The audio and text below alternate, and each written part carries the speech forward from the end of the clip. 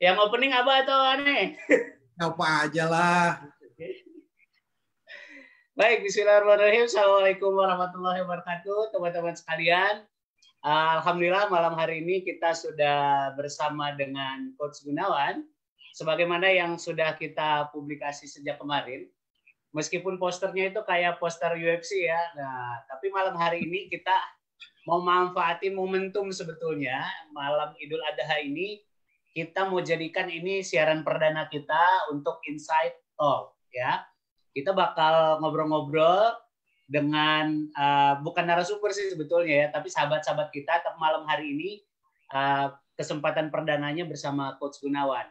Mudah-mudahan nanti ke depan kita juga bisa invite teman-teman yang lain, kita bisa sharing dan diskusi bersama untuk tema-tema yang tentu bervariasi juga.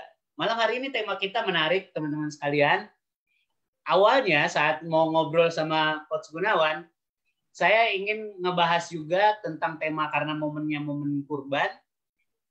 Kita pengen ngobrolin masih di seputar syukur, cinta gitu ya. Tapi Coach Gunawan punya ide yang menurut saya sangat menarik dan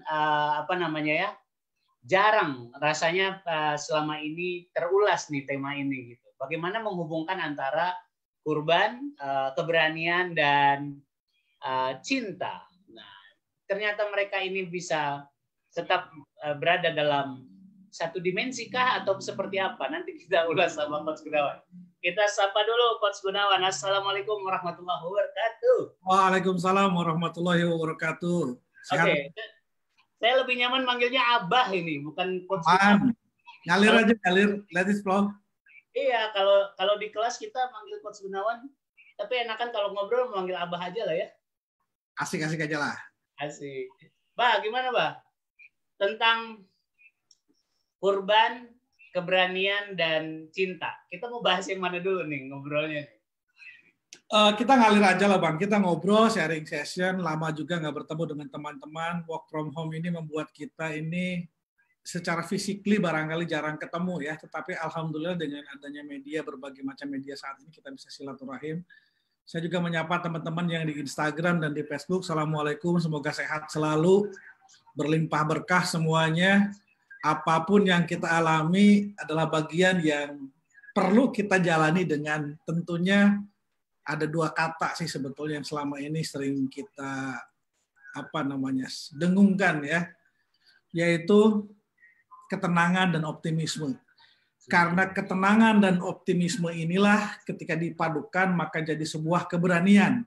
Nah, berbicara tentang keberanian ini menarik karena melihat Abul Anbiya Ibrahim alaihissalam ini satu nama yang luar biasa. Setiap sholat dari subuh sampai malam kita menyebut namanya.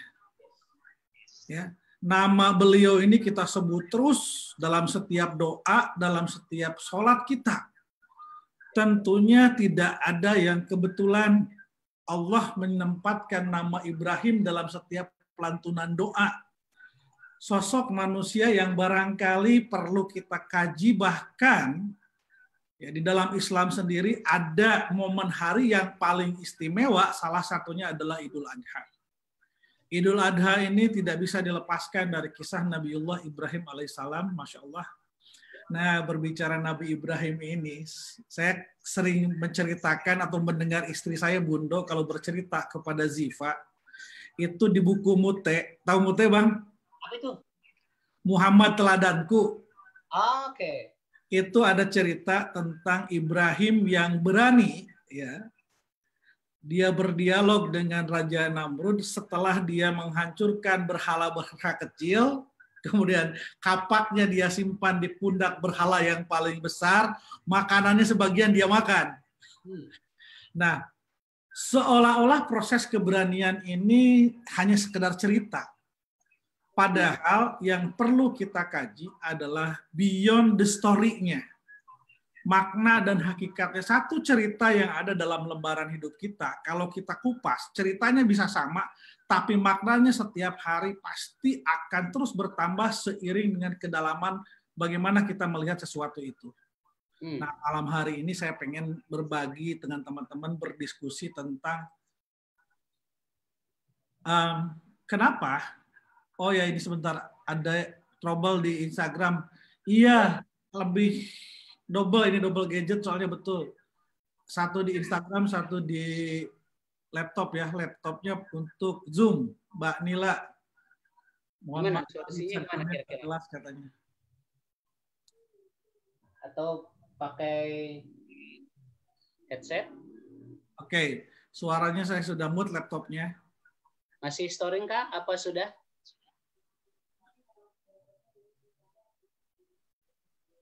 Nyaman ya?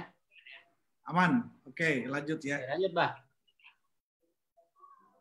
Nah itu Bang, jadi awalnya adalah jarang sekali diskursus tentang keberanian Nabiullah Ibrahim ini dibahas. Lebih banyak pada pengorbanan beliau, tentang sosok seorang ayah yang luar biasa, seorang suami yang luar biasa, seorang bapaknya para nabi. Tapi ada satu sisi, satu sifat keberanian yang jarang dibahas oleh para ulama, para ustadz-ustadz kita di setiap momen Idul Adha. Dalam beberapa waktu kemarin saya membaca beberapa literatur, kaget juga ternyata bahwa Masya Allah, sisi asyaja'ah atau keberanian ini, ya, apalagi kalau kita kaitkan dengan konteks kekinian saat pandemik COVID-19, ini sangat relevan. Ya. Karena ketika krisis pandemi ini muncul, ya, diawali dengan krisis kesehatan, lanjut dengan krisis ekonomi, kemudian krisis sosial, dan semua krisis itu ditandai dengan satu kondisi psikologis, yaitu ketakutan. Ketakutan massal. Ya. Nah, ini diminta pakai earphone katanya Bang. Kita coba ya. Ini dari aneh atau dari sana ya? Nggak tahu deh. Coba dulu. Sebentar. Kita coba pakai earphone ya. Kalau dari Abah udah oke ya?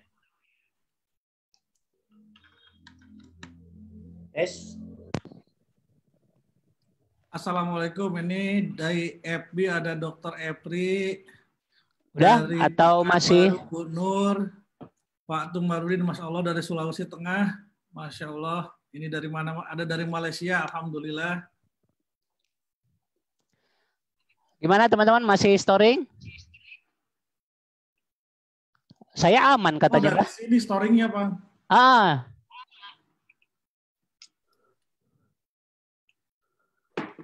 Coba, mungkin Abah bisa pakai headset juga.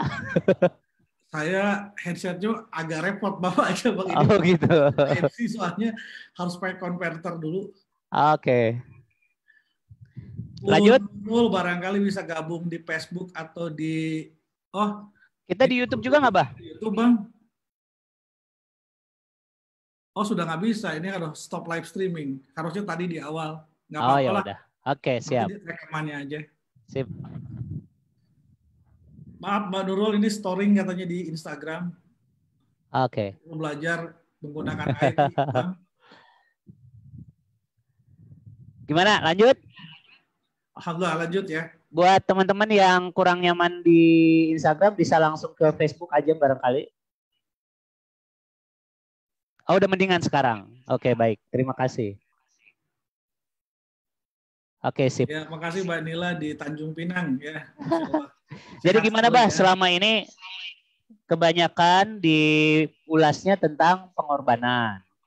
Karena memang kan pengorbanan ini kalau kita lihat dari kisah Nabi Ibrahim ini kan memang cukup lengkap ya, termasuk dari Sarah sendiri, ya, dari Hajar sendiri, dari Nabi Ibrahim sendiri, termasuk Nabi Ismail. Nah, tapi sebentar Bang. Saya kurang sepakat dengan ente di masalah ini. Ya, gimana? Gini, kata kurban dengan kata korban dalam bahasa Indonesia itu dua sisi yang berbeda. Oke, gimana? Kurban itu kan dalam bahasa Arab artinya dekat. Okay. Kalau kata korban dalam kamus besar bahasa Indonesia ini sebagai objek, cenderung as a victim, ya, tidak berdaya, ya, unresourceful, ya, state-nya adalah state yang tidak berdaya gitu. Asik. Jadi korban, entah itu korban, yang namanya korban, you know lah. Pertanyaan saya, apakah Nabiullah Ibrahim alaihissalam, Siti Hajar, bahkan Nabi Ismail, apakah merasa sebagai korban? I don't think so. This is courage and love, Bang. Asik. Oke. Nah, Makanya tadi dari semangat kedekatan kurban itu hadir tadi ada dimensi keberanian itu ya salah satunya ya. Iya.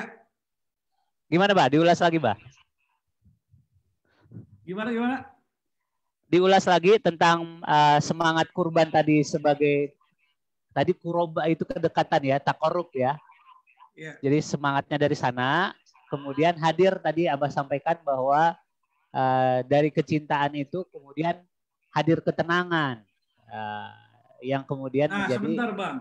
keberanian kita bahas itu gitu kan. dulu. Jangan-jangan kita juga terjebak di sebuah wilayah pengertian etimologi dan terminologi bahasa. Wah. Tanpa kita mengetahui sejarahnya. Asik. Dan sejarah ini ya atau asbabun nuzulnya, sebab musababnya, kemudian juga yang paling penting adalah pemaknaannya. Ya. Pemaknaan kisah Ibrahim yang diperingati setiap tahun itu berarti Allah sudah meyakinkan kita semua bahwa cerita Nabiullah Ibrahim ini cerita yang long lasting. Oke. Bahkan saya justru pengennya kita bahas ini tentang situasi COVID-19 dengan sisi kurban ditinjau dari courage, keberanian atau asyaja'ah, dan sekaligus juga dengan cinta. Asik. Boleh. Nah, gimana orang bisa berani? Gimana orang bisa falling in love? Nah, kita runut dulu nih. Dari mana datangnya cinta dan datangnya keberanian? Oke. Kira-kira gimana menurut Abang nih? Coba. Datangnya cinta dan keberanian? Ya. Dari mana ya? Kalau pepatah mengatakan dari mata turun ke hati katanya. Jadi nggak nyambung. Yes, dari mata turun ke hati. Oke, betul. Oh, sih. Dalam ilmu kedokteran, dalam ilmu psikologi modern, manusia ini, gini, manusia bertindak itu kan merubah Ya. sesuatu dari A to B or to Z bahkan gitu ya. Manusia berubah itu karena satu kata dulu, ada perubahan, ada change. Manusia berubah kalau dua hal terbuka. Satu, terbuka pikirannya, open mind. Oke. Yang kedua adalah terbuka hatinya. Nah, ya. Jadi kita bahas satu-satu nih, dari mulai terbuka pikirannya, terbuka hatinya. Yang terakhir apa? Semua tentunya disempurnakan dengan apa? Liyabluwakum ayyukum ahsanu amal. Dari perbuatannya, dari sama amalnya. Bang, tentang cinta itu sendiri pun diuji bukan dengan perasaannya. Tapi diuji dengan apanya? Dengan amalnya, dengan tindakannya, dengan ikhtiarnya. Bukan hanya mengucapkan saya peduli, saya cinta, saya sayang, tanpa dengan tindakan nyata, maka itu tidak bisa dikatakan cinta. Nah, berbicara tentang dari mata turun ke hati, informasi masuk ke otak. Nah, ini mulai bicara tentang otak ini, dikit-dikit lah ya. Ayo. Dalam ilmu neuroscience modern, semua sepakat bahwa semua informasi masuk ke dalam tubuh kita melalui reseptor-reseptor yang ada di tubuh. Bahkan Quran pun dengan luar biasa menempatkan ayat pertama, yaitu ayat yang melibatkan satu indera yang sangat penting sebagai alat untuk membaca. Kan ayat pertama adalah Iqra. Ya. Benar kan, dari mata dulu. Betul. Nah, jadi mata ini atau kita sebut visual, ada olfaktori, pendengaran, ada gustatori, pengecapan, pendengaran, bukan olfaktori, penciuman, pendengaran itu apa Bang? Auditori, ada kinestetik, dan semuanya itu adalah alat indera kita. Betul. Nah, sensor informasi masuk ke otak kita. Pertanyaannya, nah di sini pertanyaannya. Maka luar biasa teman-teman, semua masalah yang kita hadapi di saat COVID ini, bayangkan kita semua banjir informasi. Yes. Banjir informasi. Bahkan mulai dari COVID-19 secara virus, sampai kemarin saya baca bahwa COVID-19 adalah jin katanya. Luar biasa. Oh, ada yang begitu ya? Asik. Dari mulai teori konspirasi sampai akhirnya konstipasi, Bang. Apaan konstipasi? Konstipasi susah buang air. Tapi di Bali sendiri ini tentang apa namanya, konspirasi COVID ini juga lagi rame tuh kemarin.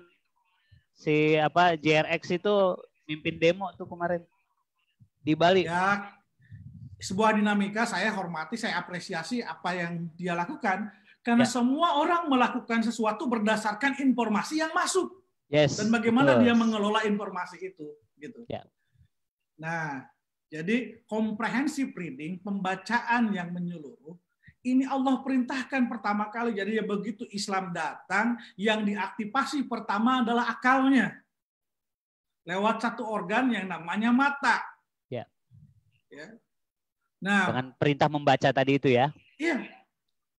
Automatically ketika informasi sudah masuk ke dalam otak kita, jika informasi ini dirasa menarik, jika informasi ini dianggap penting, perhatikan, menarik dan penting itu ukurannya nanti ada value. Kita bahas nilai. Ya. Gitu. Ya. Bisa jadi sesuatu itu menarik dan tidak menarik bagi seseorang, penting dan tidak penting bagi seseorang, itu tergantung value-nya. Okay. Ya. Dan juga situasi dan kondisi pada saat itu.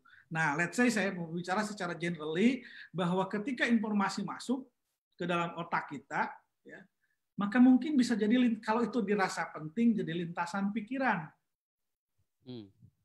Ya, kalau dalam ceramahnya AM itu kemarin juga dibahas tuh, namanya khatiroh. Bayangkan Bang, lintasan pikiran kalau sedikit tapi sering lama-lama jadi lintasan keyakinan. Ya. Lintasan keyakinan inilah ketika ketika lintasan pikiran, lintasan keyakinan jadi sebuah tindakan. Result, tindakan. Jadi, nah, apa yang kita lihat akan sangat mempengaruhi apa yang kita pikirkan. Apa yang kita pikirkan akan sangat mempengaruhi apa yang kita rasakan. Dan dari apa yang kita pikirkan dan rasakan, inilah yang akan menjadi sebuah tindakan. Nah, tindakan keberanian ini menarik. Saya belum bicara tentang Nabiullah Ibrahim alaihissalam, berbicara tentang keberanian. Ya. Apa sih terminologi atau definisi berani yang sering kita dengar? Kalau yang sering kita dengar sih, berani itu adalah sebuah seni mengalahkan ketakutan, Bah. Seni oke. Tahan. Ada berani, ada lawan kedua adalah pasangannya apa? Ketakutan. Takut. Ya. Bukankah Allah memerintahkan kita untuk takut pada sesuatu? Nah. Ayo. Jadi gimana tuh? Ya. Nah, faktor-faktor yang mempengaruhi keberanian apa, Bang? Faktor-faktor yang mempengaruhi keberanian, pertama pemahaman, ilmu. Kalau menurut saya ya. Yes. Pemahaman, ilmu, pengetahuan gitu. Jadi ketika seseorang itu paham, maka dia akan relatif lebih mudah untuk tenang. Dari ketenangan itulah kemudian dia bisa menghadirkan keberaniannya. Orang yang nggak paham akan mudah merasakan kebingungan, galau, dan karena dia nggak tahu. Gitu. Jadi makin banyak informasi yang dia dapat, dia kuasain makin lengkap, peluang dia untuk berani itu lebih besar. Gimana, Bah? Oke, satu, apa Bang? Betul, setuju. Satu adalah pengetahuan. Iya, betul. Kepahaman. Yes. Gitu ya. Orang mengatakan bahwa saya sudah paham atau belum paham, berarti kata paham itu adalah titik henti sementara. Saya ulangi ya. Pemahaman adalah titik henti sementara. Ya. Dalam kalimat kamu sederhana dalam keseharian, pengalaman itu kesimpulan. Kesimpulan sementara. Ya, ya. Bisa berubah nggak kira-kira? Bisa. Bisa. Kenapa bisa berubah? Bertambahnya informasi. Resources baru. Ya, bertambahnya ya. Pengetahuan. Jadi mengapa Al-Quran itu pertama kali mengaktifasi akal? Nah, ini pentingnya di sini. Karena akan timbul kepahaman. Nah, ada orang yang beraninya agak nekat nih, Bang. Kalau menurut kita nih kurang banyak perhitungan, tapi dia berani nekat. Pertanyaannya, kenapa udah orang bisa nekat? Kenapa ya? Kembali lagi ke yang pertama, resources-nya ya di situ. Oke, menurut dia itu sudah yang terbaik sesuai dengan pemahamannya gitu ya? Everyone doing the best they can with the resources they have available. Betul. Setiap orang itu melakukan yang terbaik menurut dia sesuai sumber daya saat itu. Saat ini, hari ini mau cerita nih Bang. Saya ternyata baru tahu saya agak ada alergi baru, yaitu alergi makan kayak udang, lobster. Dulu sih nggak apa-apa gitu ya. Ya. Nah, ini kan ada jadi alergi nih, mungkin tambahnya usia, kurang olahraga. Nah, balik lagi. Maksud saya begini. Hari ini saya makan ada pilihan makan udang, ada pilihan yang satunya lagi non udang. Saya bisa memilih gitu. Nah, jadi sama kita baju yang saya pakai, baju yang Bang Lubis pakai, di lemari ada puluhan baju, bahkan kalau Bang Lubis mungkin ribuan. What so? Sejelek apapun baju yang kita pakai saat ini, pada saat kita ngambil itu menurut kita ini yang paling baik saat itu. Betul. Catat itu dulu. Jadi that's why we must appreciate every single behavior atau action yang orang lain ambil. Meskipun tadi judulnya nekat itu ya. Meskipun nekat. Ya, meskipun nekat. Nah, yang pertama itu benar, orang bisa berani karena pengetahuannya. Maka aspek pengetahuan ini menarik. Saya mau flashback sedikit tentang awal-awal Al-Quran hadir gitu ya. Yang pertama kan disuruh membaca. Apa sih yang dibaca? Di beberapa ayat di surat Al-Mudaththir kita disuruh membuat apa? Melihat langit. Ya. Disuruh melihat unta. Bahkan langit, unta kan alam. Disuruh melihat lagi bagaimana peristiwa pembuahan. Ya. Bagaimana manusia tercipta. Ketika orang Arab saat itu menerima Al-Quran disuruh melihat langit, langitnya tetap sama. Ya. Ya. Tapi yang berbeda apa di sininya? Apanya? Saya gini Bang, setiap manusia begitu kita diperintahkan melihat sesuatu pada satu objek, ya, berarti di situ yang muncul adalah pemahaman atau kita sebut tadi kesimpulan tadi cara pandang kita. Oke. Ilmu pengetahuan itu merubah cara pandang kita. Bahkan merubah cara rasa dan cara tindak kita. Jadi orang berani atau tidak berani, yang pertama betul sekali karena pengetahuan, yang kedua ini yang luar biasa Bang, ini bukan pengetahuan. Tapi orang sangat meyakini ini. Karena dia pernah merasakannya, dia pernah mengalaminya, mata kepala dia pernah menyaksikannya. Bahkan tubuhnya terlibat langsung. Apa namanya itu? Pengalaman. Yes. Bahkan ada pepatah yang mengatakan pengalaman adalah guru yang terbaik. Ya. Terlepas itu pengalaman positif atau negatif ya? Either itu positif atau negatively, sama aja. Ya. Pertanyaannya, benarkah kalau pengalaman itu guru bagi kita? Disebut guru kalau kita ngambil apanya? Hikmahnya. Pelajarannya. Iya. Pertanyaannya, ketika kita mengambil pelajaran itu, seberapa kritis kita mengkritisinya? Seberapa banyak lapisan hikmah yang kita kupas? Ya. Kadang-kadang pengalamannya cukup satu kata, kapok. Iya. Ya kan? Kapok, trauma, gitu-gitu ya. Iya. Nah, ini menarik Bang, sebetulnya berbicara tentang asajaah atau keberanian, courage itu ya. Karena ciri seseorang, dia sudah yakin mantap jiwa dengan fa'idah azam tak, gitu ya, bahkan sampai subhanallah kalau melibatkan Allah, fatawakal Allah, ini adalah proses keberanian yang luar biasa. Berbicara tentang keberanian, ya, kebetulan saya lagi nonton ini kemarin ini menyelesaikan nonton beberapa kali. Saya aktif pas seminggu lalu, enggak berapa hari yang lalu, saya langganan lagi Netflix Bang. Asik. Itu lagi ada promo. Lalu yang full itu.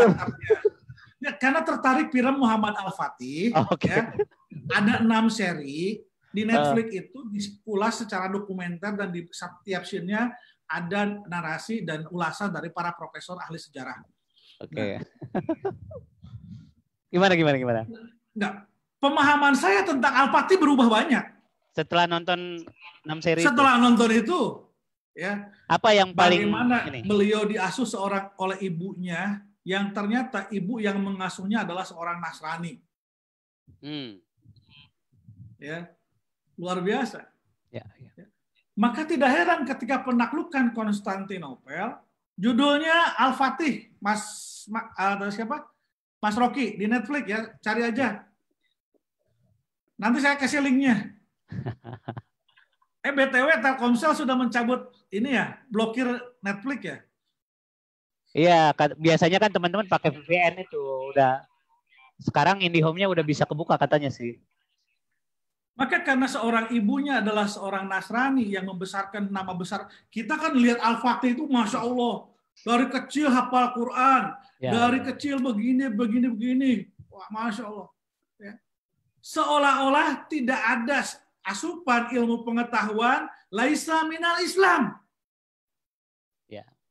Ya karena kan dan memang biasanya kita kalau ilmu pengetahuan selain dari Arab, dari Timur Tengah, dari Islam, ini seolah-olah ilmu pengetahuan yang Masya Allah. Sampai sekarang ini. Iya. Ya karena memang mungkin semangatnya kan pengen menguatkan syiarnya itu, Bah, gitu. Nah, jadi ada yang memang akhirnya tidak tersampaikan gitu. Ada satu hal penting, ini jadi kemana-mana ya. Gak apa-apa, kalau kita melihat sejarah tahun di tahun 1543 tadi, gitu ya. 14 berapa? 53 ya? Penaklukan. Ya. 1543, 1453. Gak hafal saya.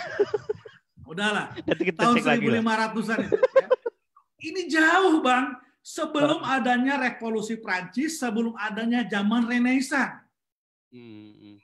Ya, artinya ketika konsep liberté, égalité, fraternité, ketika Barat sudah muak dengan sistem feodal yang ada saat itu, di mana ilmu pengetahuan terpasung, nah di saat yang bersamaan justru prinsip égalité, liberté ini juga hasil connecting the dots, ya, apa bahasanya?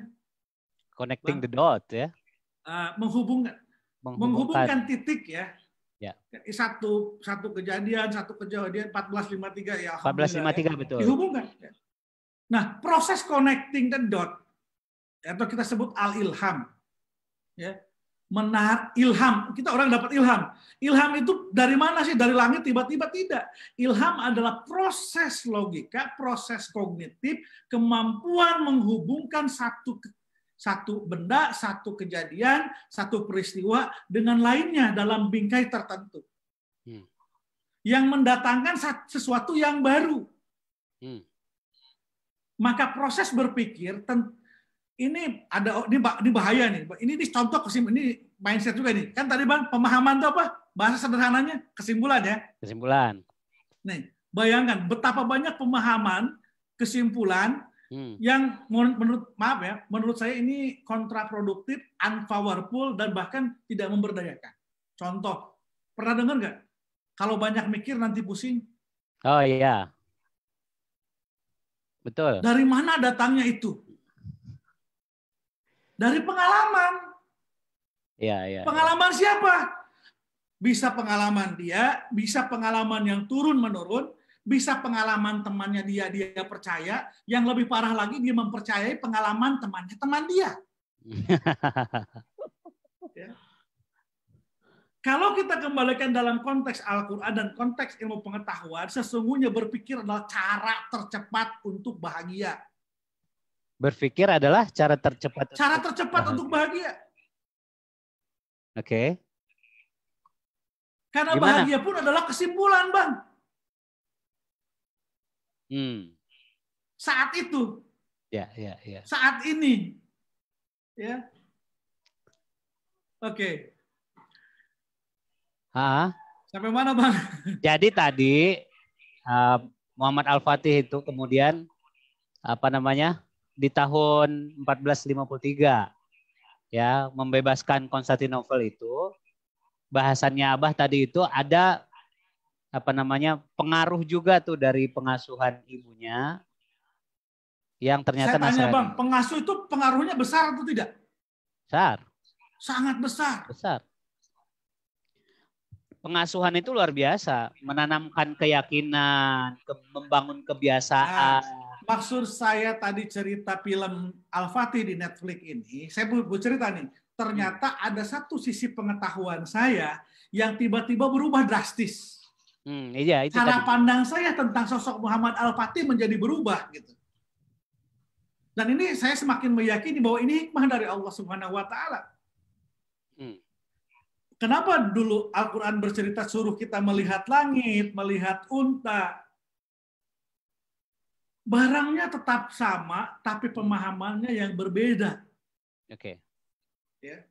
Nah, setiap pemahaman yang baru, setiap sesuatu yang baru itu biasanya mostly itu mendatangkan kebahagiaan.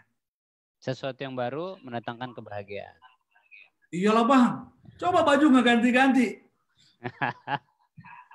Apapun yang baru, sunatullahnya. Ya. Nah, sekarang kita masuk ke sisi Nabi Ibrahim alaihissalam. Peristiwa yang paling sederhana, banyak banget kalau bercerita Nabiullah Ibrahim sampai merinding ya. Ada proses yang jarang dikupas, yaitu proses kognitif seorang Ibrahim. Ya. Saya kalau mengamati pendidikan di Barat, kebetulan anak saya sekolah di sana, istri sekolah di sana, kekuatan verbal listening itu kuat. Verbal itu lisan kan ya. Reason itu dalam bahasa Inggris.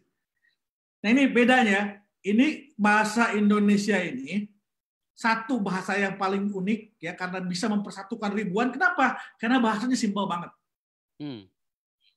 Vocabulary dalam bahasa Indonesia kalau tidak salah mohon koreksi kurang lebih 200 sampai 300 ribu kosakata. Tapi dalam bahasa Inggris 1,2 atau 1,3 juta bahasa. Makanya dalam bahasa Inggris jatuh, dalam bahasa Minang macam-macam, dalam bahasa Jawa macam-macam, dalam bahasa Sunda tijalikeun, tisoledat, tisereuleuh, tibubrang. Dalam bahasa Indonesia cukup berapa kata? Satu ya. Satu kata. Jatuh. Makanya bahasa Indonesia memang cocok sebagai bahasa pemersatu. Tapi ada satu yang perlu ditingkatkan, jangan sampai kita terlena karena kita terbiasa simplifikasi. Di-delete, di-store, generalize akhirnya. Ada informasi yang terdelete, ada informasi yang terdistorsi, dan ada informasi yang digeneralisasi. Oke. Nah, balik ke Nabiullah Ibrahim tadi. Ini dulu tadi yang belum diulas sama Abah itu tentang verbal reasoning itu. Ya. Nah, itu gimana tuh? Ada di peristiwa ketika Ibrahim bersama Raja Namrud habis menghancurkan berhala itu. Oke. Ditanya kan, ini siapa yang menghancurkan berhala? Nah perhatikan, verbal itu lisan, reason itu apa tadi? Bahasa Indonesia? Alasan. Alasan, ya. Nah pada alasan dalam bahasa Indonesia, dalam kamus besar KBBI, secara terminologi itu netral. Oke. Tetapi kata alasan secara afeksi itu secara perasaan gimana? Konotasinya negatif ya? Agak negatif atau bisa negatif, tapi tidak selalu. Iya. Makanya sering kita dengar jangan cari alasan. Itu mah alasan. Kebanyakan alasan. Ya, alasan itu kesannya kayak mau ngeles gimana. Bahasa Indonesia ini ya. Ini kalau dalam bahasa Inggris lebih cocoknya excuse. Iya, betul. Excuse. Nah, jadi bedakan dulu. Jadi verbal listening adalah kemampuan mengucapkan, berkata, bertutur kata berdasarkan fakta. Berdasarkan komprehensif reading. Ikronya benar. Gitu ya. Jadi alasan-alasan yang tadi kalau di bahasa Indonesia itu berpeluang menjadi konotasi negatif itu, padahal kalau kita misalnya menggunakan verbal reasoning itu memang akhirnya data-data yang dimunculkan gitu ya. Makanya Bang, ini yang menarik ya, orang Indonesia kalau mau ngambil S1, S2, S3 di luar negeri, salah satu tesnya kan GRE. Itu salah satunya verbal reasoning-nya. Oke. Tapi sayangnya kayaknya kita di Indonesia jarang ya untuk dilatihkan. Insya Allah di Akademi Manusia Indonesia nanti kita akan kuatkan itu. Nah, jadi ada comprehensive reading, kemampuan membaca secara komprehensif. Ya, kebayang nggak? Diujikan itu, saya suka ketawa lihat modul istri saya waktu mau ujian dulu Bang. Salah satunya, Bundo itu kan sampai 3 bulan di ITB, 3 bulan di Malang tuh dulu.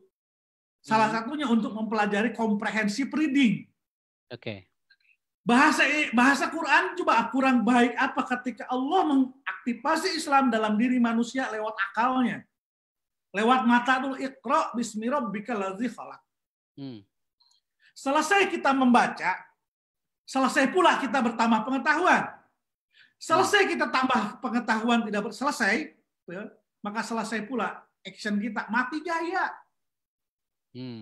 Kenapa orang di work from home ini mati gaya sekarang? Seolah-olah semua mengatakan ada di side effect ya, di sisi akibat.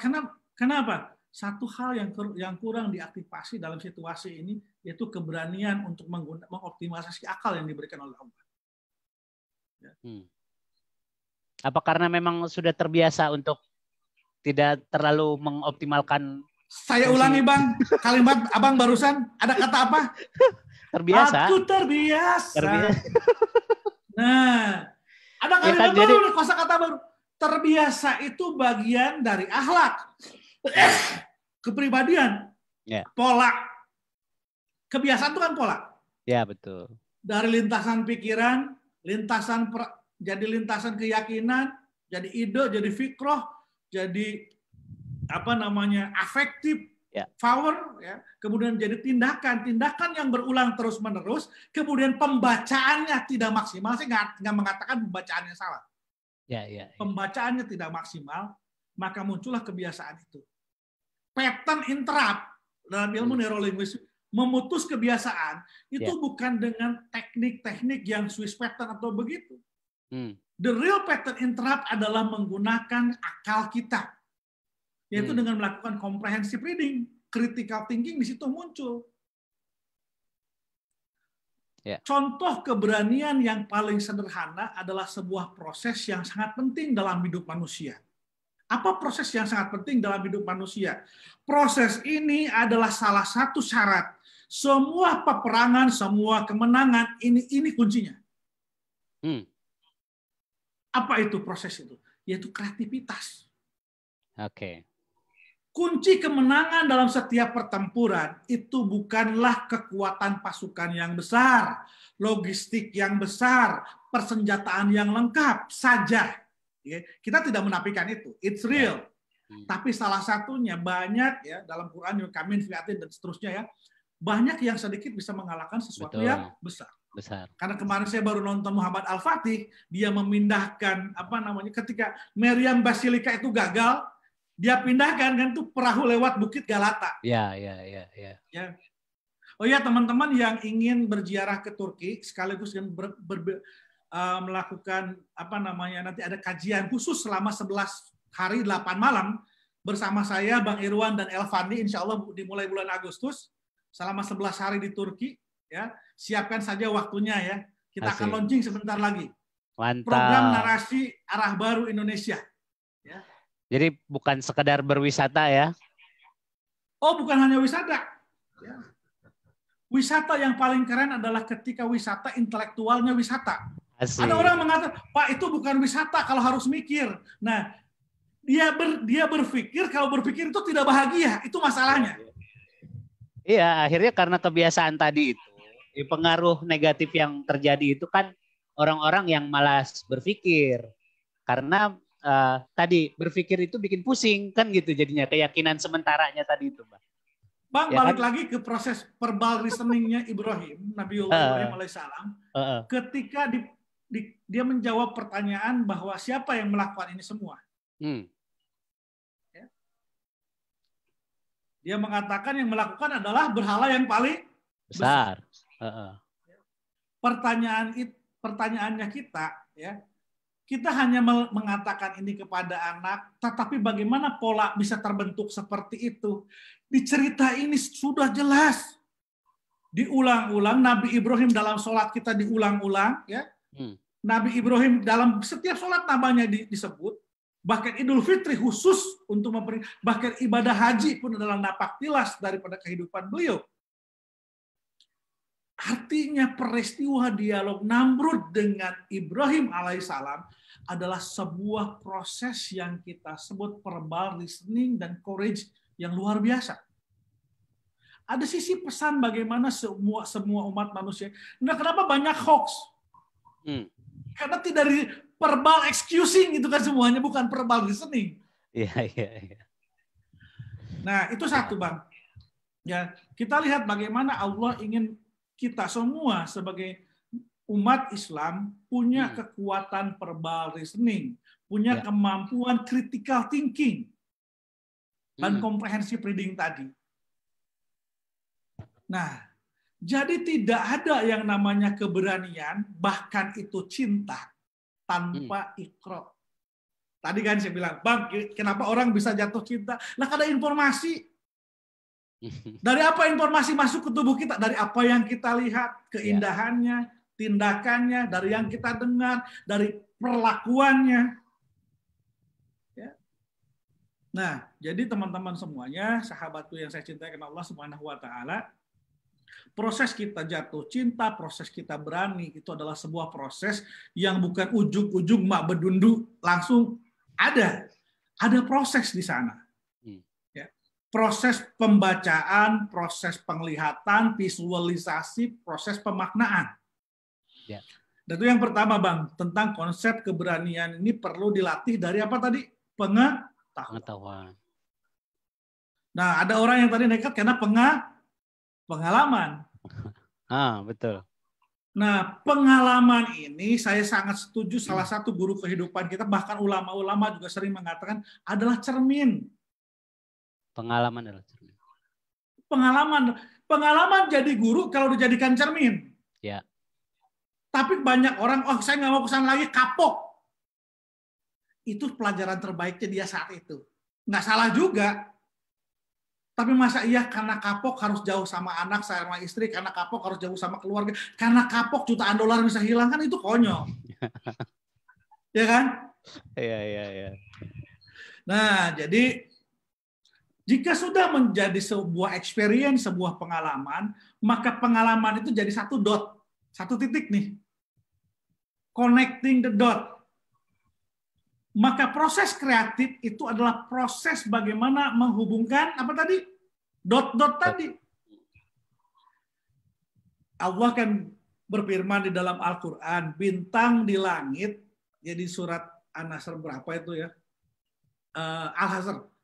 Allah menciptakan bintang-bintang di langit sebagai petunjuk jalan di malam dan siang. Pertanyaannya kan kalau kita lihat bintang di malam hari, Bang, kita bisa jadikan petunjuk bintang di malam hari kalau bagaimana?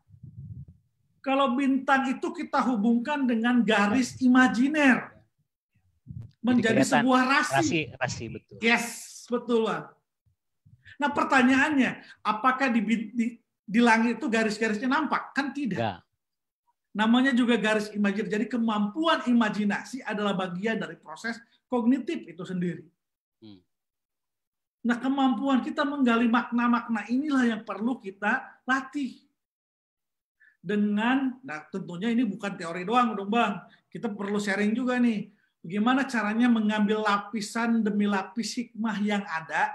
Bagaimana cara connecting the dot ketika titik-titik itu dihubungkan, atau kita dalam ilmu bahasa kita dalam namanya Islam itu mengatakan al-ilham, dapat ilham, proses kreatifnya seperti apa? Simple, Bang.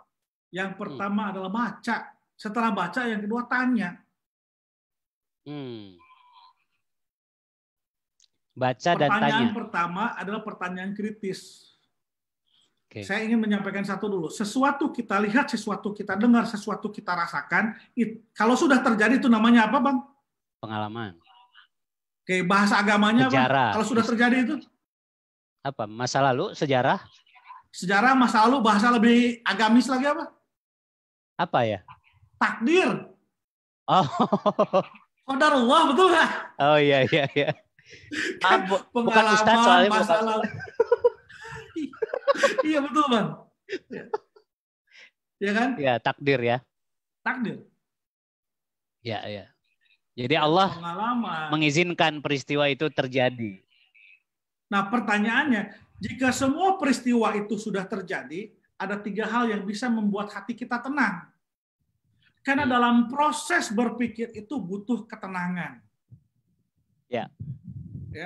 Karena ada proses yang kita sebut pengendapan, kemudian juga ada proses yang tadi kita sebut critical thinking, kejelian, ketelitian.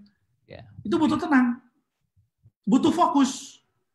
Makanya Allah atau Nabi kita menganjurkan kita sebelum tidur kita muhasabah. Muhasabah dalam bahasa Inggris apa Bang? Apa? Muhasabah. Biasa evaluasi. Digunakan istilahnya ya. Evaluasi, evaluate. Ya. Dengan cara apa evaluasi? Menganalisa, analyze. Ya. Terhadap apa yang sudah diaplik. Nah, kalau kita berbicara high order thinking skill, ya, penggunaan otak kita, jangan-jangan kita baru low order thinking skill, cuman mengingat, ya, mengaplikasikan, memahami, ya. mengaplikasikan. Nggak cukup sampai paham dan mengaplikasikan. Butuh diapain? Dianalisa. Dievaluasi lagi. Evaluasi, baru muncul kreativitasnya tadi itu ya. Yes. Nah, jadi kalau kita ingin bertambah, gini, sorry, lupa nih. Kita dalam situasi krisis nih, ya kan? Gimana bisa keluar dengan krisis jadi pemenang? Ya, kalau kita sudah menemukan jalan kan? Bagaimana kita menemukan jalan? Kalau kita berpikir, membaca. Nah, saya kasih tips sederhana. Maka biasakanlah alur berpikir kita dengan sebuah pertanyaan. Yang pertama, saya tadi awali itu dengan sebuah takdir ya. Segala sesuatu yang terjadi, apa yang kita lihat, kita dengar, kita rasakan, itu sudah terjadi nih. Kita sebut masa lalu.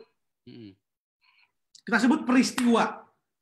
Nah, semua yang disebut masa lalu, peristiwa atau takdir, ada satu hal yang penting. Satu, tidak ada satupun peristiwa yang luput dari pengetahuannya Allah Subhanahu wa Ta'ala. Yes.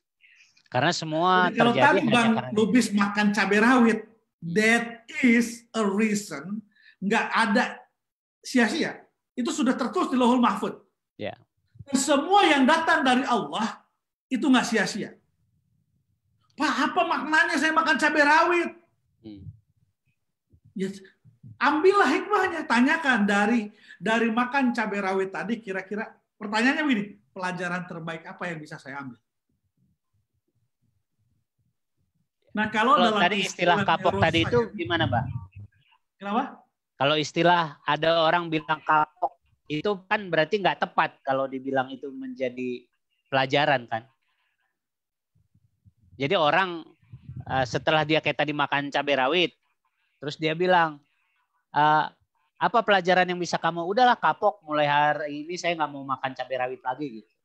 Itu tepat nggak kalau dibilang sebagai pemahaman barunya dia yang masuk di level hikmah tadi itu? Uniknya Bang, selalu tepat Bang. Gitu ya. Yang kita bicarakan bukan salah atau benar. Tetapi seberapa besar kesimpulan kita, pemahaman kita memberikan impact yang lebih baik pada diri, pada keluarga, dan pada Allah Subhanahu wa Ta'ala, bahkan pada orang lain. Berarti kalau berhenti di kata kapok tadi itu artinya membatasi diri ya. Kayak gini Bang, ada impact, ada result. Tadi kata makan cabai, kapok nih nggak makan cabai lagi. That is result. Impact-nya bisa lebih sehat kan? Jika itu lebih sehat, lebih berguna buat diri, keluarga, sesama, dan lebih diridhoi Allah, yes, terbaik. Masuk ya berarti. Yes. Ya. Pokoknya yang namanya kesimpulan mah, menurut saya ya, in my humble opinion, that is always a process. Artinya kalau memang begitu, kita juga akhirnya berada di titik perlu bijaksana kan untuk kemudian menerima pemahaman sementara orang lain saat ini.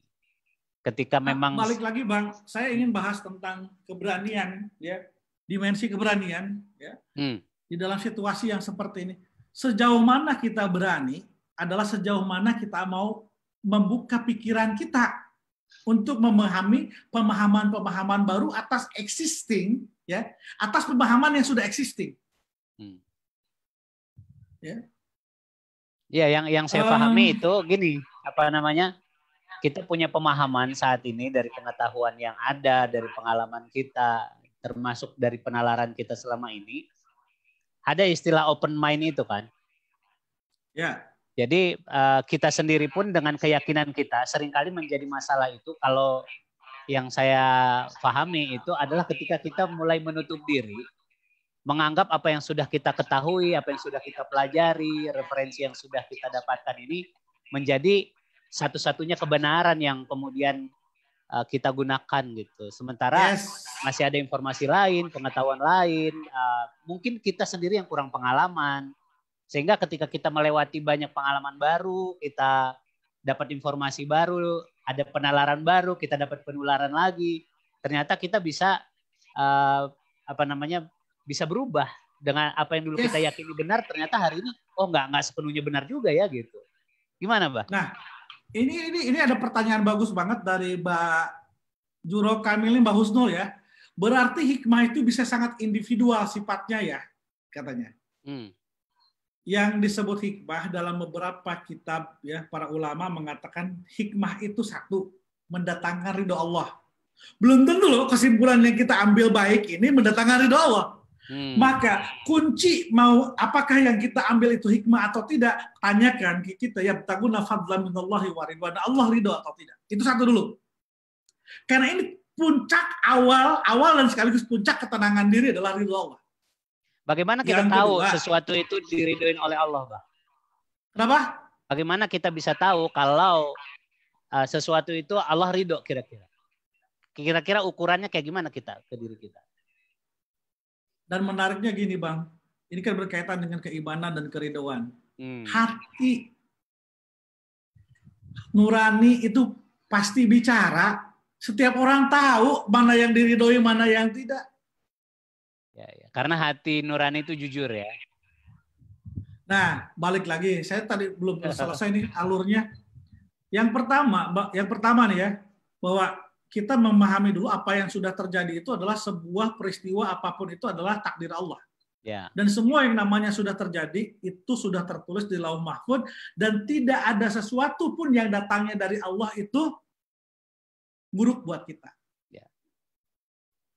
Hatta azab sekalipun adalah bentuk kasih sayang Allah. Semua yang Allah izinkan terjadi ada maksud-maksud baik Allah di situ gitu ya. Karena Maha baik, Bang. Yes. Ya, kalau anak dan anak iseng ya? Wajar. Kalau Allah kan nggak mungkin. Nggak ada yang iseng semua kejadian. Saya Pak disakiti orang, sudah terjadi, sudah. Tinggal diambil apa pelajaran terbaiknya yang membuat Allah ridho, dan yang kedua membuat hati kita lebih dekat pada yang namanya ketenangan. Yang kedua, memahami bahwa semua peristiwa yang datangnya dari Allah itu pasti baik. Kalau kita tidak paham bahwa COVID-19, Pak, dari mana saya bisa melihat kebaikan dari physical distancing? Dari mana juga bisa. Masalahnya cuma satu aja. Apakah hati antum cukup terbuka enggak untuk melihat hikmah ini gitu? Yes. Ya. Ya makanya di COVID-19 ini ribuan hikmah tiap hari. Kenapa saya bilang 10 to 11, 10 pangkat 10 pangkat 11, jumlah neuron di otak kita every second, setiap detik itu bekerja. Yang paling banyak dilakukan orang ketika work from home adalah self-talk. Inner dialogue. Inner dialogue dan self-talk ini bagian dari proses kognitif, proses berpikir. Pertanyaannya, proses ini apakah ada result-nya? Maka biasakanlah untuk mencari result itu sesuatu yang bersifat baru, sesuatu yang bersifat menguatkan yang sudah ada. Nah, jadi proses dalam ibadah haji, ibadah umroh, bahkan kurban, ini sangat syarat dengan proses-proses simbol dan makna. Maka kita akan mengenal satu istilah baru, Bang. Manusia itu jadi gini, di Indonesia ada tokohnya namanya Profesor Hana Jumhana Bastaman, tokoh yang disebut dengan logos terapis. Ya. Di dalam dunia psikologi mungkin kita kenal ya Viktor Frankl dan semua dan teman-temannya lah ya. Bahkan even itu Carl Rogers mungkin di psikologi humanis dan seterusnya. Intinya begini, manusia ini sukanya adalah terhadap simbol. Betul. Ada simbolnya, semua mengandung simbol. Simbol itu kan makna, mewakili. Dan biasanya memunculkan sesuatu pun dengan menggunakan simbol-simbol gitu kan. Iya, karena kan sifat manusia dalam neuroscience kan DDG, Bang. Delete, distort, dan generalize. Yes. Untuk mendeskripsikan, menyimpulkan sebuah masakan kan cuma dua kan, enak dan tidak enak. Bahkan kalau dijabarkan kan terlalu detail. Iya. Ya. Nah, jadi teman-teman semuanya, yang kedua itu tadi kita meyakini kalau COVID-19 ini datang pun ini adalah apa? Hikmah. COVID-19. Ya. Karena bagian cuman dari takdir seberapa Allah. Besar hikmah ini bisa membuat kita berubah. Ya. Nah, yang ketiga, Bang, kuncinya di sini nih.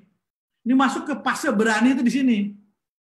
Yang pertama kan menyadari bahwa semua sesuatu yang datang dari Allah adalah kebaikan. Yang menyadari dulu, sadar dulu. Yang kedua baru paham. Yang ketiga, ini saya sering mengatakan ini kepada teman-teman semua yang sering kenal dengan berinteraksi. Yang ketiga yang paling penting, ya, dari semua ini, ya, amal terbaik apa yang bisa kita hadirkan? Sadar, paham, baru amal. Ya. Asik tuh. Jadi kerja otak, hati, dan fisiologis. Tentang kata kesadaran. Banyak orang mengatakan kesadaran adalah wilayah ada di sini, betul nggak? Iya. Karena dalam bahasa Arab kan fi sudurihim, di dada-dada mereka. Iya. Pembuka dada ini, pembuka kunci hati ini adalah dua sisanya. Kalau manusia terdiri dari kognitif, afektif, psikomotorik, ada pikiran, ada perasaan, ada tubuh manusia, ada maka kalau mau membuka kunci hati, maka dua. Satu dengan pikirannya, dua dengan akhlaknya, dengan tubuhnya. Orang bisa tersentuh hatinya karena perilakunya, betul nggak?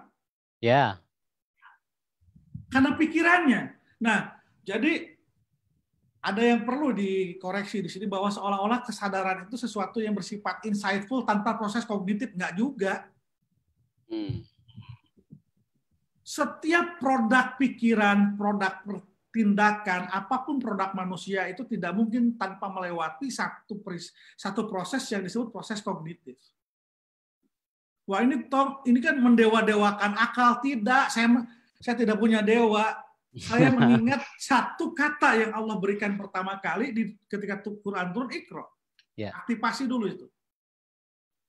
Nah, jadi teman-teman semuanya, kadang-kadang kita ini disibukkan oleh pikiran kita. Saking sibuknya pikiran kita, noisy of mind, pikirannya sibuk. Oleh karena itu perlu aktivitas yang bisa meningkatkan kapasitas kognitif kita. Apa aktivitas yang bisa meningkatkan kapasitas kognitif kita? Bukan hanya belajar, membaca, diskusi. Ada satu peristiwa yang benar-benar berat, tapi sesungguhnya paling mudah dilakukan. Abah, ntar dulu. Ini yang di IG kayaknya udah habis waktunya. Kita ulangin lagi ya. Jadi kalau IG itu maksimal 1 jam dia. Oke. Ntar ya. Kita ulangin lagi yang untuk di IG. Karena ternyata sudah sejam, Mbah. Siap. Udahan aja lah. Udahan aja. Apa? Sebentar. Kayaknya masih ada yang perlu disampaikan sama Abah. Tadi sampai mana, Bang? Lupa, Bang.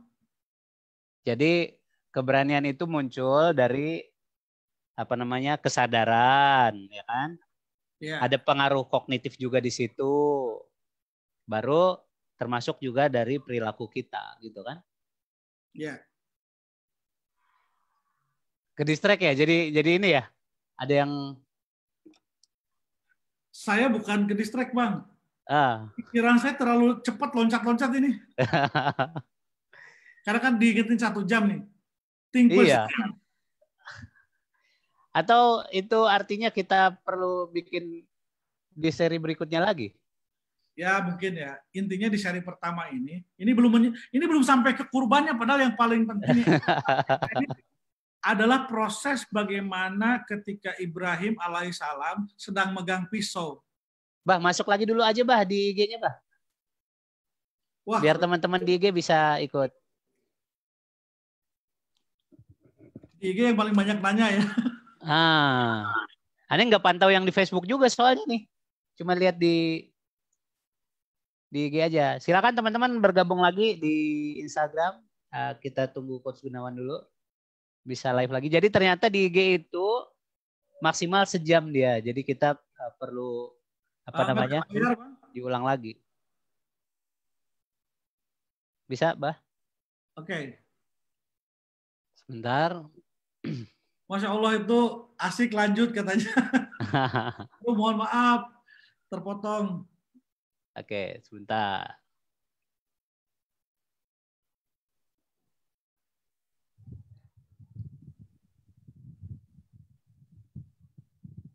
Belum masuk ya? Oke, sip. Jadi gimana, Bah? Dari keberanian ke kurban tadi gimana? Ya kan, banyak peristiwa sih yang bisa kita bedah ya. Karena semua peristiwa yang ada di dalam haji, di dalam kurban, di dalam umroh adalah peristiwa-peristiwa terbaik. Saya ulangi ya. Peristiwa terbaik dalam humaniora, dalam hubungan manusia, dalam hubungan manusia dengan Tuhan, itu terekam dalam peristiwa ibadah umroh, haji, dan kurban. The best moment in history human life. Ya. Bagaimana proses manusia yang paling dasar sebagai seorang ayah, sebagai seorang suami, sebagai seorang anak, sebagai seorang warga masyarakat, warga negara, bahkan sebagai kepala negara dan pemimpin umat ya. Di situ luar biasanya. Nah, balik lagi Bang ke sehari-hari tadi ya. Jujur saja, saya pun sama selama work from home ini betul-betul proses yang namanya kayak diberikan kesempatan oleh Allah masuk ke gua. Udah kita jarang nggak keluar rumah kan, physical distancing, keluar hanya darurat. Banyak hal, terutama malam hari saya sering merenung ya tentang banyak hal. Dan ternyata banyak penemuan baru dalam hidup ini. Wah. Ya. Dan penemuan baru itu untuk menemukannya nggak mudah. Nah, apa yang dilakukan Abah? Tadi saya mengatakan satu kata yang paling berat, tetapi sangat mudah dan sederhana. Berat itu value-nya luar biasa, yaitu contemplate, kontemplasi. Inilah mungkin juga termasuk yang dilakukan oleh Nabi Ibrahim, termasuk juga Nabi Muhammad, toh? Ya. Bahkan ketika Nabi Ibrahim memandang bulan, apakah mungkin ini Tuhan? Ya. Kayaknya ini Tuhan. Ternyata berbeda lagi, berubah lagi. Apakah ini matahari jadi Tuhan? Proses continuous improvement, searching, terus tarbiyah, madal hayah, roba, yarbu, tumbuh dan berkembang terus menerus. Nah, masyarakat berpengetahuan itu bukan masyarakat yang banyak membaca atau gelarnya banyak, tetapi masyarakat yang mulai sadar tentang pentingnya selalu mencari hikmah positif dari sesuatu yang kita lihat, dengar, dan rasakan setiap hari. Saya ulangi ya, masyarakat berpengetahuan adalah masyarakat yang terbiasa melihat segala sesuatu dan mencari positive intention dari segala sesuatunya. Yang dia lihat, dia dengar, dan rasakan every single day. Ya, artinya ada perlu kesiapan juga untuk berpindah-pindah sudut pandang nih supaya ketemu. Saya tidak sepakat kalau masyarakat berpengetahuan itu yang S1, S2, S3, S4. Iya, kata Rocky Gerung juga begitu kan. Itu cuma bukti pernah sekolah aja katanya, bukan bukti orang bisa berpikir. Sekolah tidak penting, gitu loh Bang. Bagi mereka yang berkesempatan dan diberikan kemampuan untuk melanjutkan studi, go for life. Ya. Ambil kesempatan itu. Bagi yang tidak diberikan kesempatan dan kelapangan waktu, biaya, dan seterusnya, maka proses yang paling penting yang menjadikan masyarakat madani, masyarakat robani, disebut masyarakat robani, masyarakat madani, roba yang tumbuh dan berkembang. Ya. Apa yang tumbuh dan berkembang? 1, kognitifnya. 2, afektifnya. 3, actionnya. Amalnya, psikomotoriknya. Bah, gini Bah. Ini kan situasinya kalau kita ngobrolin konteksnya situasi kita di pandemi ini, situasi dan fakta yang kita temukan, termasuk kalau kita ikutin di sosial media ini, Bah. Ini kan orang-orang yang bisa dibilang kalau bahasa saya ini masuk di level stres, bahkan bisa ke depresi nih. Ini kita bisa lihat nih mulai makin banyak nih gitu.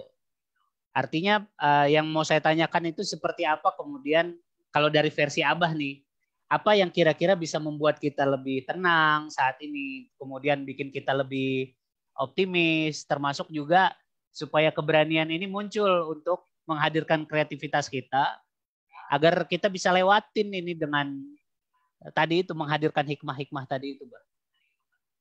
Oke. Mana, Bah? Ya, jangankan orang lain, Bang. Kita juga stres, Bang. Lah iya, makanya. Masalah utama kalau kita tidak mengakui, kita tidak stres. Ya. Karena begitu kita tahu bahwa kita stres, kita bingung, terus kita denial, mengatakan, I'm okay. Ya. Enggak, kalau Abah tahu ini kenapa muncul Inside Talk ini juga sebetulnya karena mengantisipasi stres. Bang, self-talk itu sesuatu yang naturally pasti hadir. Iya, iya.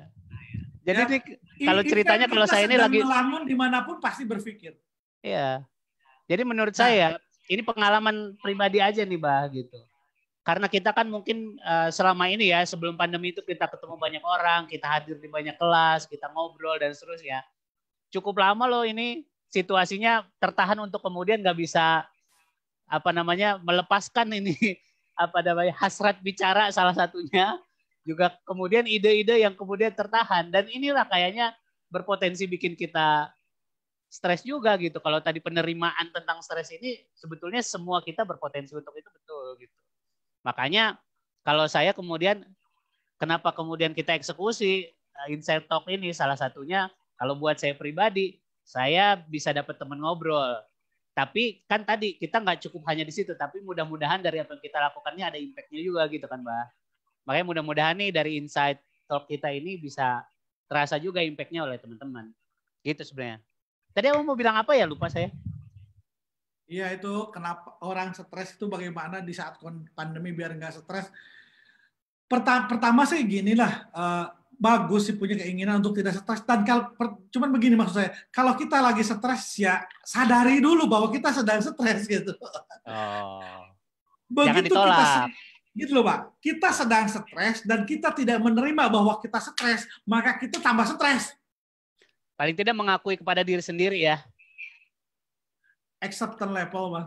Iya. Ya. Jadi kalau bahasa sederhana, Bang, pernah di sebuah kontemplasi saya menyimpulkan di tahun 2000, saya masih ingat, makanya saya selalu mengatakan ini kontemplasi quote yang saya jadikan quote. Hidup adalah seni menerima dan melepaskan sesuatu dari Allah Subhanahu wa Ta'ala. Ya. Hidup itu seni menerima dan melepaskan sesuatu. Jadi kalau misalkan kita ini, mohon maaf Bang, ya kita samalah ya. Ketika kita work from home, kita mulai ada kerinduan untuk melakukan existing activity yang sebelumnya dan seterusnya. Pertanyaan saya, ini cerita sedikit ya ke teman-teman semua ya. This is the first time vlog. Ini adalah first time saya melakukan live Instagram dan live FB. Yes. The first time. Privately ya, kalau diundang beberapa pernah sih ya di beberapa teman-teman wilayah. Kenapa? Ini menarik. Jadi namanya kan pengen memberikan yang terbaik. Begitu COVID-19 datang, work from home, saya mau shifting dari pelatihan offline ke online. Maka karena saya ingin memberikan yang terbaik, saya lakukan list dulu apa yang saya butuhkan. Saya beli alat. Untuk beli alat tuh cari surfing alat dari satu lampu saja, itu bisa 1 minggu. Beli mikrofon, beli macam-macam, ganti rumah di sampai jadi studio ya. Kenapa? Sampai ruangan di rumah tuh jadi studio. Ya, dan setelah itu apa yang terjadi? Karena ternyata tidak mudah cari orang untuk editing film, maka saya butuh waktu belajar film, belajar sinematografi mulai dari pengambilan gambar sampai editing. Keren. Ya. Kemudian saya bertanya, saya kadang diskusi sama istri. Ya kalau memang bisa misalkan di outsource orang lain yang melakukan, tapi saya berpikir begini Bang, ketika saya hidup di Amerika itu do yourself itu sangat penting. Contoh misalkan, kalau ban bocor di kita paling nambal 10.000, 20.000. Kalau di Amerika nambal ban ya bisa 20-30 dolar gitu kan. Mending punya pompa sendiri. Ganti oli itu sampai 300 dolar kalau di jasanya. Kalau kita pakai sendiri, jadi belajar sendiri. Ini salah satu hikmah saya tinggal di Amerika adalah belajar melakukan sendiri.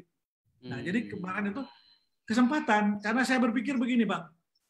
Sastra itu kan penting. Ya. Sastra itu salah satu asupan kognitif dan afektif yang sangat mahal. Nah, dalam dunia modern ini, sastra ini bisa diwakili dengan, kebetulan saya hobi fotografi dulu, ya. Nah, begitu lihat bagaimana cara pembuatan video konten gitu ya. Saya bikin video berdurasi 3 menit itu 1 bulan 2 hari. Ya. Apakah pengen perfeksionis? Enggak juga, jadi menikmati prosesnya gitu. Terus mulai, wah ini kalau ditonton videonya viewernya sedikit, subscribernya sedikit, bagaimana? Wah ini nama besar John Maxwell jadi taruhan misalnya. Konsep ideal ada. Tapi memang saya juga rindu sih Bang. Ini saya selama di Indonesia setahun, ini bulan setahun ya. Hanya 5 kali kan memberikan training Maxwell. 1 di Singapura, 1 di Malaysia, 1 di Samarinda, 1 di Surabaya. 4 berarti. Selama ini keliling kan pengen banget tuh. Ya, melakukan aktivitas professional training gitu ya. Iya. Nah, kemarin dapat email dari Maxwell pas awal COVID itu. Shifting, disediakan platformnya semua. Tapi yang jadi masalah adalah tadi, value mulai. Saya tampil harus ABCD. Sampai kontemplasi akhirnya saya diskusi sama Bundo, why? Kenapa yang kita cari itu apa gitu ya? Apakah di YouTube ini mau terjun jadi YouTuber kah atau mau jadi selebgram? That's not our point. Itulah kenapa prosesnya lama. Karena ternyata tidak sesuai dengan value. Yeah. Yang sesuai value ya lakukan apa yang bisa dilakukan aja. Makanya ketika Bang Lubis, Bang, saya boleh teman-teman, ada beberapa teman, mungkin teman di Facebook ya, yang ngundang saya selama COVID untuk live Instagram tuh banyak. Ya. Tetapi saya pilih gitu. Kenapa saya pilih? Karena tadi masih ada banyak pergulatan value. Ya, di mana saya tidak mau mencontohkan orang lain. Artinya apa? Setiap orang itu punya proses. Yes.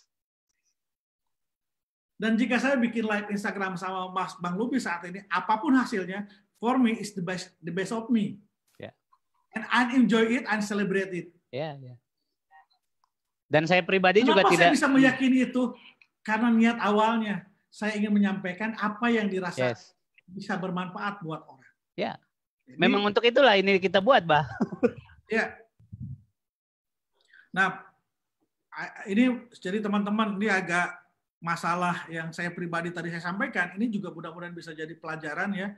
Gimana saya bikin 1 video, 1 bulan 10 hari dan durasinya 3 menit gitu ya.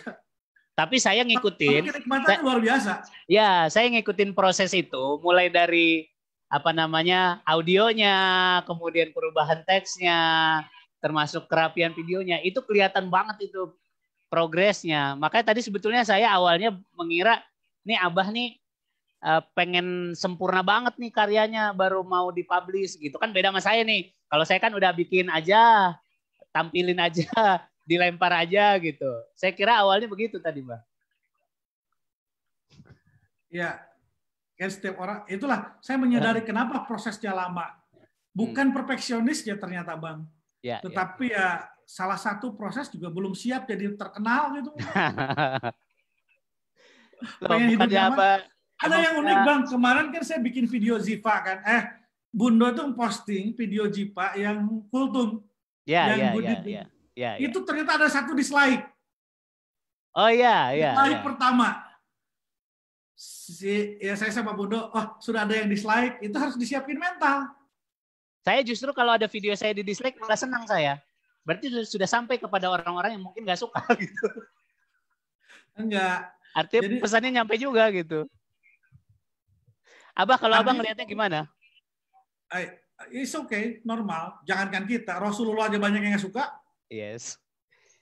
Ya artinya kan kalau saya sih ngelihatnya gitu. Kalau kita baru bertemu dengan orang-orang yang hanya setuju dengan kita, berarti lingkarannya masih kurang luas. Satu pelajaran yang ingin disebut berani itu salah satunya yang saya sampaikan nih ya, penting ini buat kita semua, bagi saya, menurut saya ya, adalah ketika kita sudah meyakini ini baik manfaatnya, pertanyaan selanjutnya, apakah Anda cukup berani melakukannya? Ya. Jadi waktu saya bikin video 1 bulan 10 hari 3 menit, itu sebetulnya masalahnya cuma satu, di keberanian.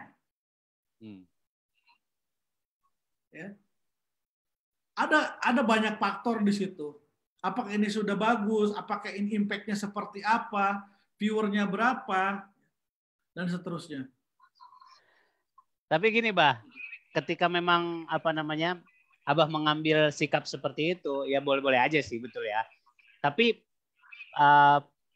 kalau saya nih dari pengalaman juga, termasuk kalau ketika kita idenya sudah ada, sudah tersampaikan, resikonya kalau kita nggak langsung cepat dieksekusi, ada yang mengeksekusi lebih dulu, Bah. Nah, kebanyakan kalau saya jadi rasanya back topic. Hah? Back topic, Bang. Iya. Enggak, ini tadi kan ngebahasnya tentang keberanian, Bah. Jadi keberanian kita berkarya dan melempar karya kita. Maksud saya, ketika kita kemudian menunda untuk keberanian itu, dieksekusi sama orang lain lebih dulu. Dan kalau saya pribadi, secara sisi manusiawi saya, ketika saya menunda, akhirnya saya sendiri yang sakit hati gitu. Iya. I get the point. Gimana? Iya boleh. Bagus. Itu kan triggernya Bang Lubis. Iya betul. Nah, Pak, kalau saya lebih parah lagi sih Bang, saya jujur aja lebih parah lagi. Saya tunda tuh, idenya diambil orang lain, udah biasa begitu. Aduh. Beda level berarti. Enggak, maksudnya ya it's not part of me barangkali gitu aja. Yang penting kalau ide dia, saya sih jujur ya, ada satu lucu ya mungkin ya. Saya suka kalau ide saya diambil orang. Ada sih kadang-kadang, kenapa sih nggak saya gitu ya yang melakukannya. Tapi kan manusiawi ya, Bah, kayak gitu kita punya ide. Iya, sangat manusiawi. Seperti tapi ada rasa dicuri gitu loh. Enggak, Bang. Ada pelajaran uniknya, Bang. Ya. Gimana, Bah? Kalau gini nih, ide saya diambil orang lain. Ada pelajaran baiknya loh, Bang. Kalau buat saya bikin yang lebih bagus dari itu, Bang. Asik, keren. Itu kalau jadi, kalau nggak jadi yang bahaya. Iya, ada Bang, satu lagi Bang tadi tentang keberanian. Ya, tadi kan peristiwanya banyak ya. Salah satu yang menjadikan kita berani atau tidak berani, yang pertama kan tadi pengetahuan kita. Ya. Kedalaman pengetahuan itu bukan berarti tambah banyak bacaannya, bisa jadi bukan begitu. Tapi paling penting adalah bertambah pemaknaannya. Jadi nggak cukup hanya informasi aja ya? Ya, tadi ada bagus sekali dari Mbah Husnul ya, bahwa hikmah itu bersifat pribadi. Ya, jadi begini, disebut bermakna itu kalau itu sangat privately berguna buat saya gitu loh Bang.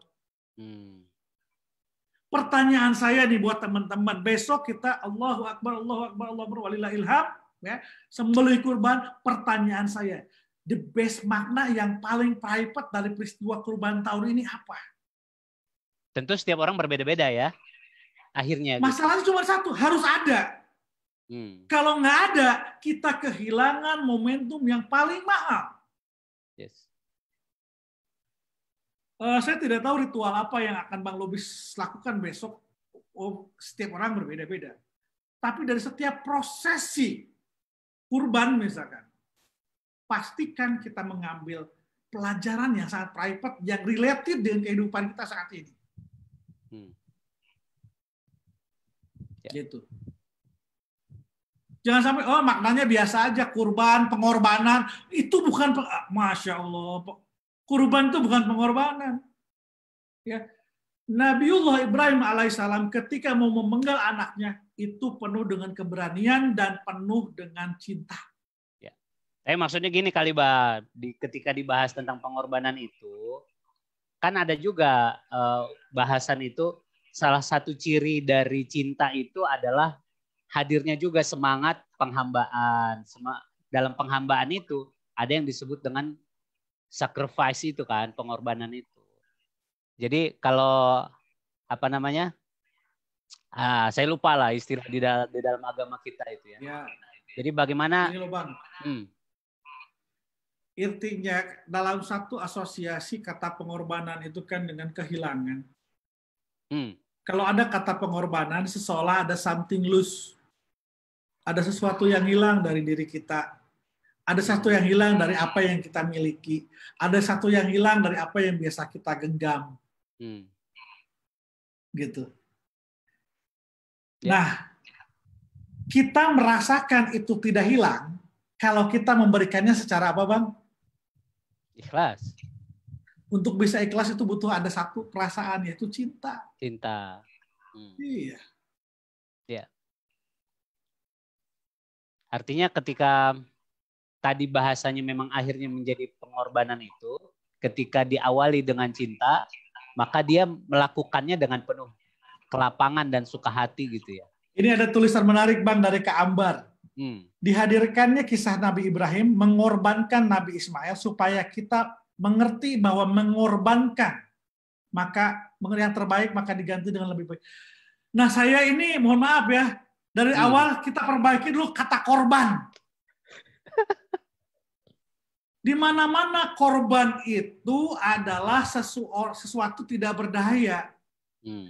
Nah berarti apa dong pengganti kata korban? Sesimpel aja. Rahman, Rohim. Maha apa? Pengasih, penyayang. Apa Bang? Pertama Bang? Pengasih. Ngasih. Iya. Kurban adalah proses kita ngasih yang terbaik. Kita menjadi berkorban karena kita merasa yang kita miliki hilang. Terpaksa quote and quote. Tapi kalau untuk orang yang kita cinta, ya, apa yang kita berikan itu bukan sebuah pengorbanan. Because we do it all karena satu alasan yang kuat, cinta. Dan sumber keberanian yang terbesar selain pengetahuan, pengalaman, yang ketiga adalah cinta. Asik. Mantap, mantap. Jika kita tidak menemukan keberanian, maka temukanlah cinta. Dan proses kecintaan Nabiullah Ibrahim, Nabiullah Ismail pada Allah Subhanahu wa Ta'ala di tahap mereka mau memberikan, bukan mengorbankan. Karena ketika memberikan ini semua, mereka dengan suka rela, suka cita, tidak dengan duka cita. Gitu. Wah, kok saya masih agak sedih? Nggak masalah, itu proses. Ya. Bedakan antara berkorban dan memberi. Dua kata itu berbeda loh maknanya. Saya sudah mengorbankan waktu saya. Kalimatnya ganti. Saya sudah memberikan waktu saya buat organisasi ini.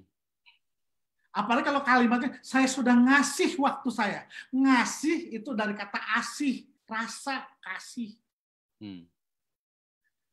Dan cita rasanya ketika kita ngasih, memberi, itu kita sedang dalam kondisi keberlimpahan juga ya Pak ya? Nah, iya. Jadi posisinya berdaya, posisinya memang bukan di posisi yang sedang lemah gitu ya. Cakep Bang. Saya quote ya, saya quote. Jadi gini Bang, mungkin kalimatnya. Ketika kita merasa bahwa kita berkorban, di saat itulah kita lemah. Yes. Di saat kita memberi sesuatu dengan sukacita, disitulah kita sedang merasa berlimpah. Iya kan? Ya. Itu quote-nya. Dan, makasih Bang, keren Bang. Dan cita rasa keberlimpahan itulah yang bikin kita makin bahagia gitu kan. Asik. Asik. Oke. Jadi teman-teman sekalian, obrolannya sangat luas. Ambil minum dulu ya. Ya, ya.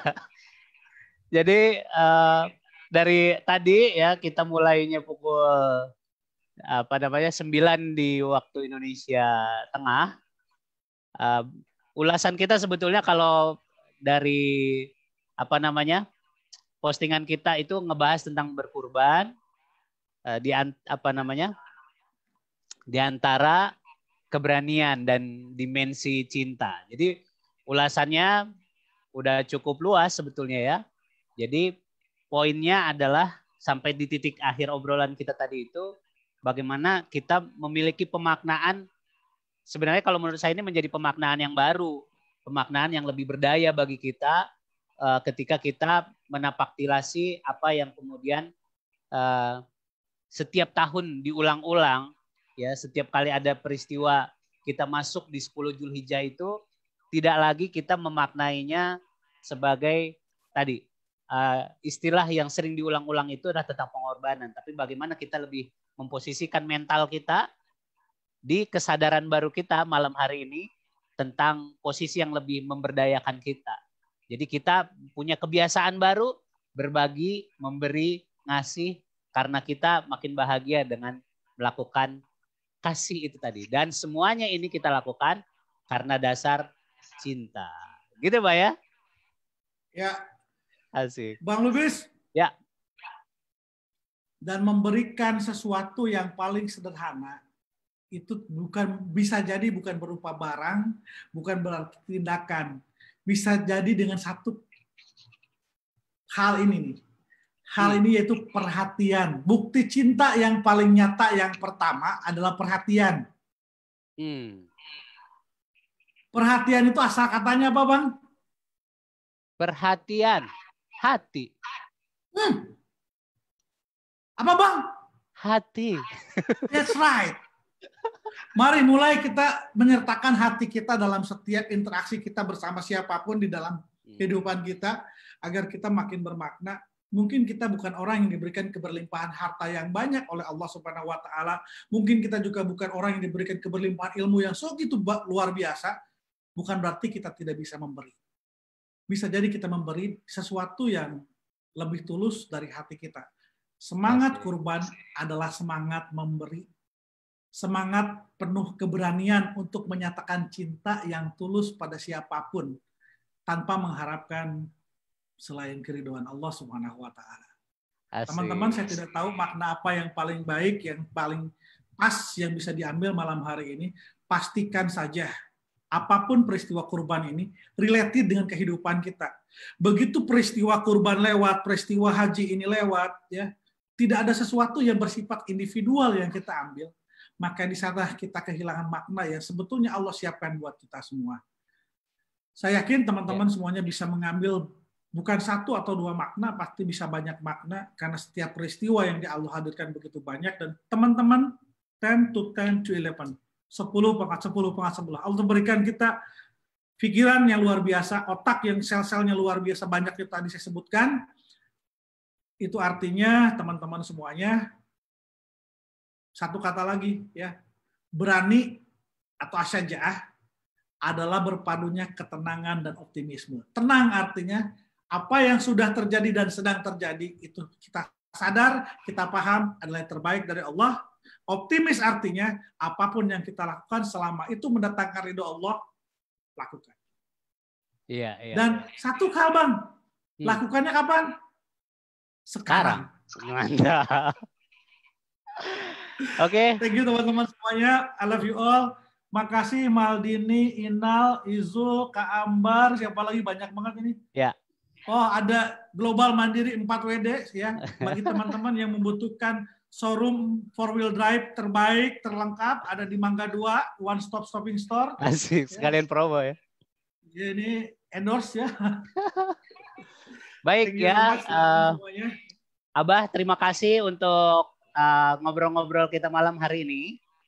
Juga buat teman-teman, kita rencanakan sebetulnya Inside Talk ini durasinya hanya 60 menit. Tapi di pertemuan perdana ini kita sudah hampir ngobrol mendekati 90 menit ya.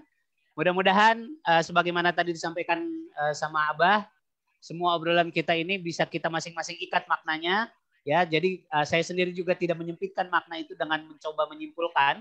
Silakan masing-masing kita mengumpulkan hikmah terbaik dari bincang-bincang kita di malam hari ini. Dan insya Allah kita niatkan mudah-mudahan nanti Inside Talk ini juga bisa terus berkelanjutan dengan obrolan-obrolan inspiratif berikutnya dengan mengundang teman-teman yang lain gitu ya. Sekali lagi terima kasih Bah untuk bincang-bincang kita malam hari ini, mudah-mudahan menjadi berkah. Dan besok kita akan sholat Id dan juga melaksanakan ibadah kurban. Semoga Allah menerima semua amal ibadah kita dan pemaknaannya gitu. Balik lagi ke tadi yang disampaikan Abah ya. Pemaknaannya itu sampai juga di hati kita. Jadi betul-betul kita proses kita tumbuh, kedekatan kita dengan Allah, ketakwaan kita, hadirnya Allah dalam hati kita, termasuk aktivitas kita lebih banyak yang terus menghadirkan hati. Karena tadi kuncinya perhatian gitu. Oke, rasanya itu untuk obrolan kita malam hari ini. Terima kasih, sampai ketemu di Inside Talk berikutnya. Assalamualaikum warahmatullahi wabarakatuh. Waalaikumsalam warahmatullahi wabarakatuh. Makasih semuanya teman-teman. Ini Mbak siapa? Sela nih bagus quote-nya. Quote-quote-nya disimpan Bang. Siap. Oke Bah, saya off yang di IG Bah ya. Siap. Baik teman-teman semuanya, ini yang di Facebook juga off ya Bang? Ya, siap. Halo Bang Lubis. Oke. Ya, mudah-mudahan bermanfaat buat semuanya. Semoga Allah karuniakan keberanian karena ridhonya, dalam ridhonya Allah hadirkan selalu cinta yang mendatangkan cintanya. Terima kasih. Assalamualaikum, I love you all. Assalamualaikum warahmatullahi wabarakatuh.